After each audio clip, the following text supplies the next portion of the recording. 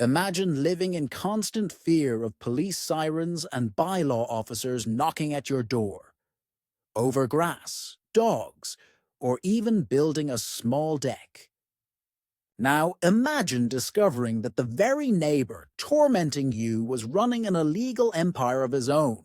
That's my story, and how I finally made karma hit harder than he ever dreamed. If you've ever dealt with a neighbor from hell, or just wished karma would strike someone who wouldn't leave you alone, smash that like button. Because this isn't just a story about revenge. It's about taking back your life when someone tries to steal your peace.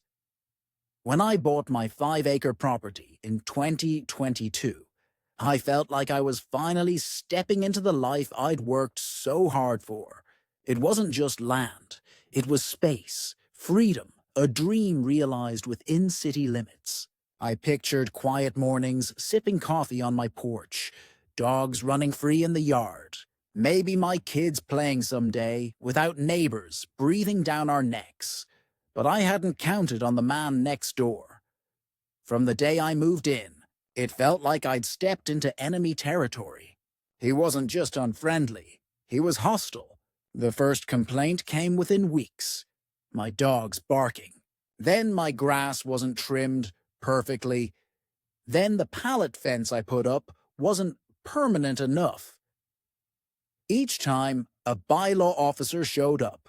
Sometimes it was police, sometimes it was letters in the mail. And with each knock on the door, I felt smaller, like I was the one breaking the law, when all I was doing was living. It didn't stop there.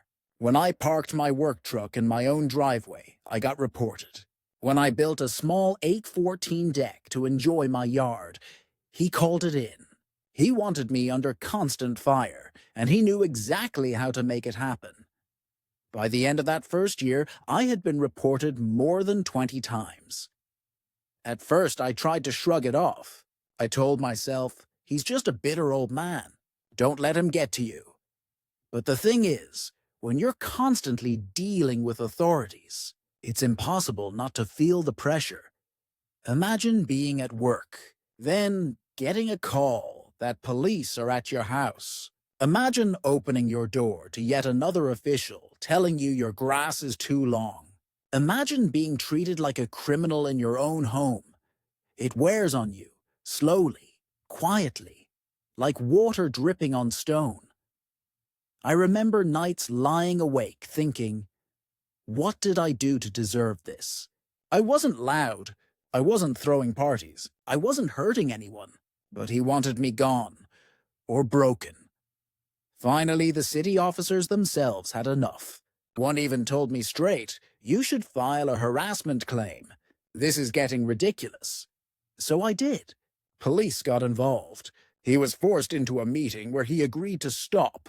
They even gave him my phone number so he could call me directly instead of weaponizing city departments. For a short time, it worked.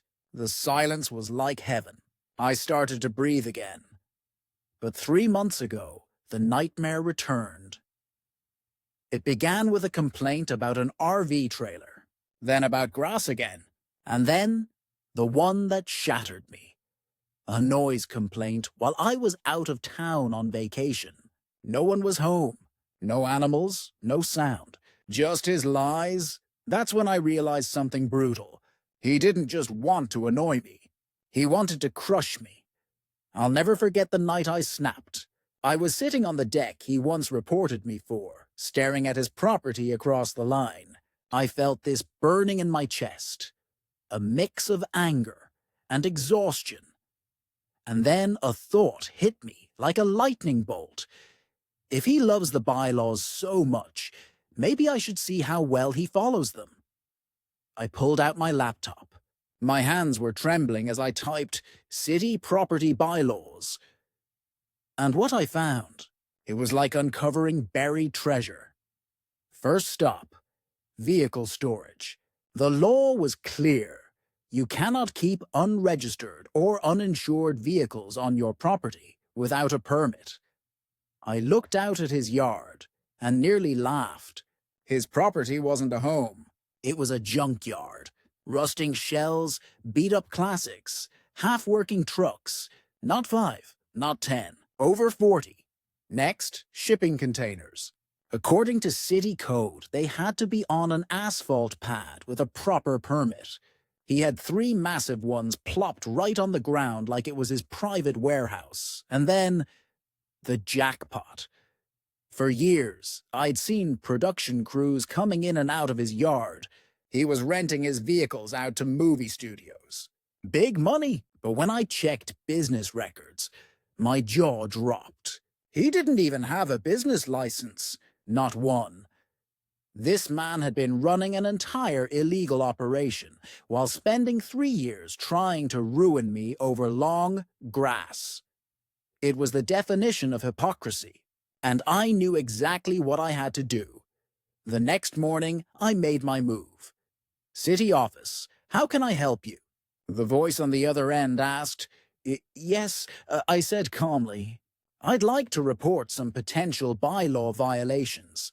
I laid everything out. The vehicles, the containers, the illegal rentals. I gave them dates. I gave them photos. I gave them everything. The person on the other end grew quieter with each detail. Finally, they said, "Thank you. We'll be dispatching inspectors immediately." And oh, did they ever? Within a week, his property became a crime scene. Inspectors with clipboards swarmed. Cameras clicked. Measuring tape stretched. Neighbors peeked out of windows as he raged and stomped like a trapped animal. From my deck, coffee in hand, I watched.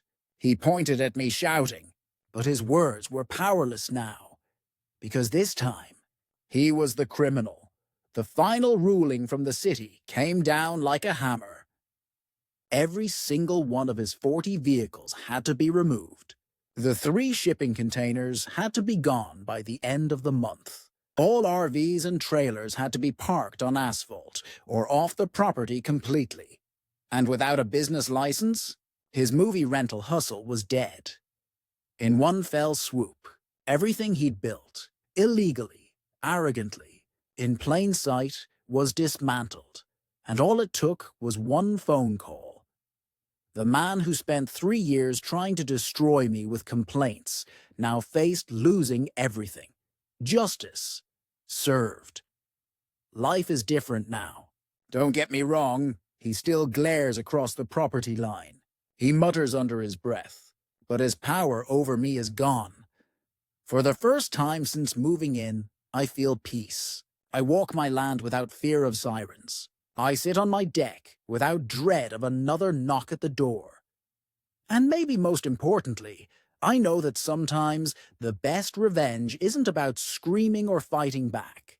It's about patience, about using the truth, the rules, and karma itself. Because when someone lives in a glass house, throwing stones only guarantees their own walls will shatter. So tell me, what's the most satisfying revenge you've ever seen in real life? Drop it in the comments. I read every single one. And don't forget to hit subscribe for more stories that prove karma is very, very real.